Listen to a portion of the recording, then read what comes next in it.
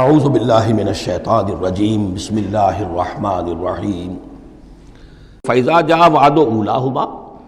جب ان دونوں میں سے پہلے وعدے کا وقت آ گیا بَعَثْنَا عَلَيْكُمْ عِبَادًا لَنَا أُولِي بَأْسٍ شَدِيدٍ ہم نے تم پر مسلط کر دیے اپنے ایسے بندے جو بڑی سخت جنگ کرنے والے بڑے سخت جنگجو تھے فَجَاسُوا خِلَالَ الدِّيَارِ تو وہ تمہاری آبادیوں میں ملکوں میں گھس گئے وَكَانَ وَعْدًا مَفْعُولًا اور وہ وعدہ جو اللہ کا تھا وہ پورا ہو کر رہا۔ یعنی جب تم شرارت کرو گے، جب تم دین سے برگشتہ ہو جاؤ گے، جب تم اللہ کی کتاب کو اور اللہ کے قانون کو جو ہے وہ مذاق اور ہنسی بنا لو گے تو پھر تم پر ہمارے عذاب کے کوڑے پڑیں گے۔ یہ میں بتا چکا ہوں، پہلے یہ کوڑے آئے اسیرینز کے ہاتھوں جنہوں نے ختم کر دیا اسرائیلی مملکت کو، پھر یہ آئے نیبوکڈنیزر کے ہاتھوں بیبیلونینز کے ہاتھوں جس نے کہ یروشلم کو بھی برباد کیا، 6 لاکھ کو قتل کیا، 6 لاکھ کو ساتھ لے گیا اور ہیکل سلیمانی مسمار کر دیا۔ ثم رددنا لکم الکرۃ علیہم پھر ہم نے تمہاری باری لوٹائی ان پر،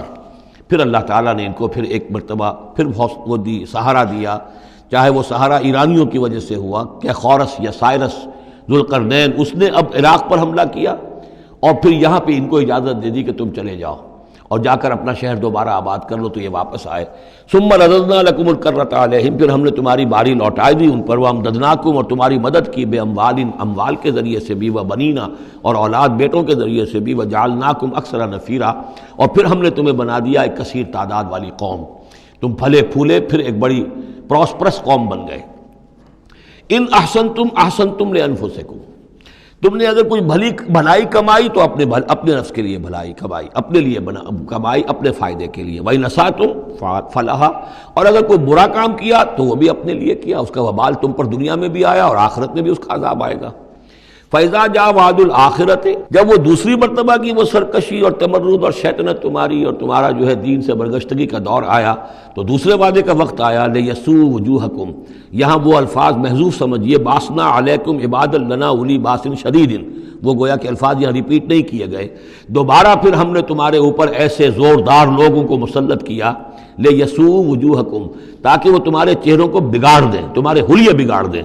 وَلِيَدْخُلُوا الْمَسْجِدَ كَمَا دَخَلُوهُ أَوَّلَ مَرَّةٍ اور وہ داخل ہوں مسجد میں یعنی مسجد اقصیٰ میں، ہیکل سلیمانی میں، جیسے کہ وہ داخل ہوئے تھے پہلی مرتبہ، جیسے بے حرمتی کی تھی بیبیلونینز نے بیت المقدس کی اور ہیکل سلیمانی کی، ایسی ہی بے حرمتی پھر کی ہے ٹائٹس رومی نے سن 70 عیسوی میں اس ہیکل کی بھی اور ہیکل کو مسمار کر دیا۔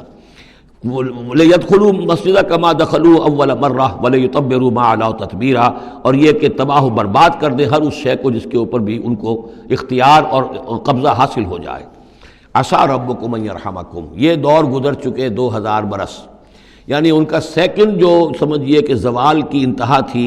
وہ چلی آ رہی تھی 500 برس سے محمد الرسول اللہ صلی اللہ علیہ وسلم کی بعثت کے وقت تک، ایک عروج ایک زوال پھر عروج پھر زوال، اور زوال کو 500 برس ہو گئے تھے جب کہ حضور کی بعثت ہوئی اور یہ قرآن نازل ہوا۔ ان حالات میں کہا جا رہا ہے عسیٰ ربکم ان یرحمکم تمہارا رب اب بھی تم پر رحم فرمانے کو تیار ہے، ممکن ہے کہ تمہارا رب تم پر رحم کرے۔ وَإِنْ عُدْتُمْ اگر تم نے وہی روش اختیار کی، وہی کفر کیا، وہی حق کو ماننے سے انکار کیا اور اعراض کیا، عدنا پھر ہم وہی کچھ کریں گے جو ہم نے پہلے کیا تھا۔ وَجَعَلْنَا جَهَنَّمَ لِلْكَافِرِينَ حَصِيرًا اور ہم نے کافروں کے لیے جہنم کو تو باڑا بنا رکھا ہے، جیل تو بنا رکھی ہے ہم نے جو ان سب کا احاطہ کر لے گی، جس طرح کہ جانوروں کے باڑے میں بند کر دیا جاتا ہے اسی طریقے سے قید خانہ ہم نے تیار کر رکھا۔ آخرت کا قید خانہ تو ہے ہی، اس دنیا میں بھی تم پر عذاب کے کوڑے برسیں گے۔ ان ھذا القرآن یہدی للتی ہی اقوم دیکھو اب یہ قرآن جو ہم نازل کر رہے ہیں اپنے بندے محمد پر صلی اللہ علیہ وسلم، یہ گویا کہ اب شاہ درا ہے، اللہ کی رحمت میں داخل ہونا ہے تو اس سے داخل ہونا ہوگا، اس کو مانو تو تمہارے لیے اللہ کی رحمتوں کے دروازے پھر کھل جائیں گے، جو بھی اللہ نے وعدے کیے ہیں اپنے اس آخری نبی اور ان کی امت کے لیے تم بھی اس میں شامل ہو جاؤ گے، انہی کی برکتوں سے تم بھی حصہ پاؤ گے۔ ان ھذا القرآن یہدی للتی ہے اقوم یقیناً یہ قرآن ہے جو اب راستہ دکھا رہا ہے اور رہنمائی کر رہا ہے اس راہ کی طرف جو سب سے سیدھی ہے، اقوم۔ وَيُبَشِّرُ الْمُؤْمِنِينَ اور بشارت دیتا اہل ایمان کو، الَّذِينَ يَعْمَلُونَ الصَّالِحَاتِ جو نیک عمل بھی کریں، أَنَّ لَهُمْ أَجْرًا كَبِيرًا کہ ان کے لیے بہت بڑا اجر ہے، وَأَنَّ الَّذِينَ لَا يُؤْمِنُونَ بِالْآخِرَةِ اب دیکھیے جہاں بھی وہ بات آتی ہے عمل کی خرابی کی تو ایمان بالآخرہ کا تذکرہ، اور وہ لوگ کہ جو ایمان نہیں رکھتے آخرت پر، اعتدنا لہم عذابا علیما، ان کے لیے تو ہم نے فراہم کیا ہوا ہے دردناک عذاب۔ یہ پہلا رکوع 10 آیات کا بہت ہی اہم ہے تاریخی اعتبار سے، اور اس کو سمجھنا چاہیے۔ یہ خد و خال یہ ہماری ہی گویا کہ امت مسلمہ ایک ہم ہیں، الحمدللہ امت محمد میں شامل ہے، لیکن یہ بھی ایک امت مسلمہ تھی، یہ سابقہ امت مسلمہ ہے، اور ابھی یہ ختم نہیں ہوئی ہے، موجود ہے۔ اگر ڈپوزڈ ہے، معزول کر دی گئی ہے، وہ دوسری بات ہے،